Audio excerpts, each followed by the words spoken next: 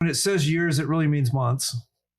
And so that really didn't work because in Genesis 5:15, Mahalalel lived 65 years and became the father of Jared. And in 11:24, Nahor lived 29 years and became the father of Terah. So nobody's going to father a child when they're 2.5 years old. So months to years solution really doesn't work. What we do see is if you get some commentaries, they've done this, you can graph out the ages on a chart, and you'll see what happens is they start out with some very long ages. And as time goes on, the ages get shorter and shorter. That's very clear if we just compare the ages that are given in these chapters and how long they live, so that by the time we get to chapter 6, verse 3, God limits the age of people to 120 years. So we have, yes, these long ages, huge long ages, 700, 800, 900 years. But one, this was back before corruption had started in human life, and it steadily got worse. The lesson of the first chapters of Genesis is that sin is this infection, and it keeps getting worse and worse and worse. And so that's part of these ages are just that. It's Bible's for thinking people. And if you reason through this, they start out in Garden of Eden living this very long lives. And as time goes on, the ages go shorter and shorter and shorter to where God had to cap it. Now here's another bit of trivia, Steve. In Westminster Abbey in London, I visited there once. There's a man buried in Westminster Abbey that was documented. He lived to be 153, and he's buried there. The church has all the birth and death records. He lived in the countryside outside of London, and he lived from the late 1400s to the early 1600s. The interesting part is what killed him was the news people found out that there was this man that was over 150 years old. So they wanted to take him to London to show him off.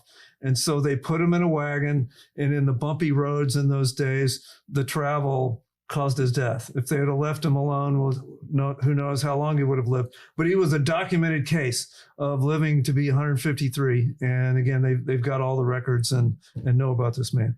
So in order to make up for killing him, they buried him in Westminster Abbey. Is that kind of the reason why he's there? Westminster Abbey turns into kind of a museum for such things. They've got some scoundrels buried in there as well. So with this, God shows in Genesis 5 that the ages are getting shorter and shorter until God finally has to cap it. We have here, and he died, and he died, and he died, except for Enoch, who walked with God, and God took him. So that's the lesson of Genesis chapter 5. Let's move on to the beginning of chapter 6.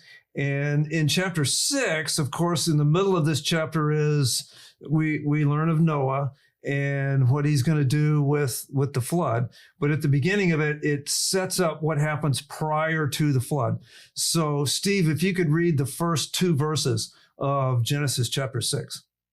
Now it came about when men began to multiply on the face of the land, and daughters were born to them, that the sons of God saw that the daughters of men were beautiful, and they took wives for themselves, whomever they chose. Then the Lord said, My spirit shall not strive with man forever, because he also is flesh. Nevertheless, his days shall be 120 years.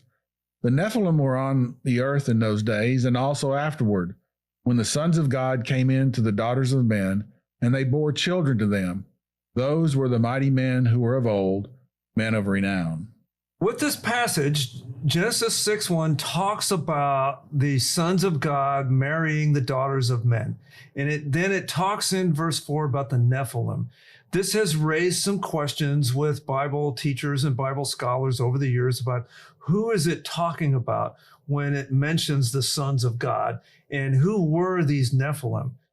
With this, Steve, I think it's interesting. The main point of the passage, though, is not the question that comes up sometimes.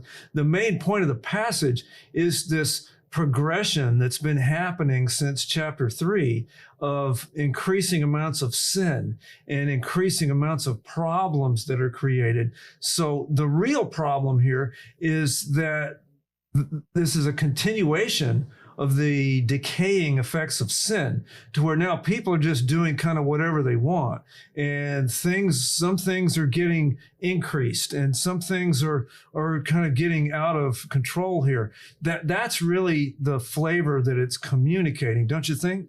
The thing to take away from this is whatever view that somebody might have who these sons of gods are and what they mean by these first few verses, is that these verses are a pretext to what happens and leads into the flood. And so that's the takeaway, no matter what view that there is of who they are and what it means there. It leads to mankind becoming into a place of so much evil and wickedness that God decides to start over with Noah. We'll talk about that when we get to those verses a little bit later. But that's really the key takeaway from these verses. And I don't think we should get too caught up into who they are. I have a view. I know that you have one as well. But, God only spends 2 or 3 verses on these. And so therefore, I think that's a pattern for us. We shouldn't spend too much time on it. It's something that we should take away, though, that it leads to the wickedness of man.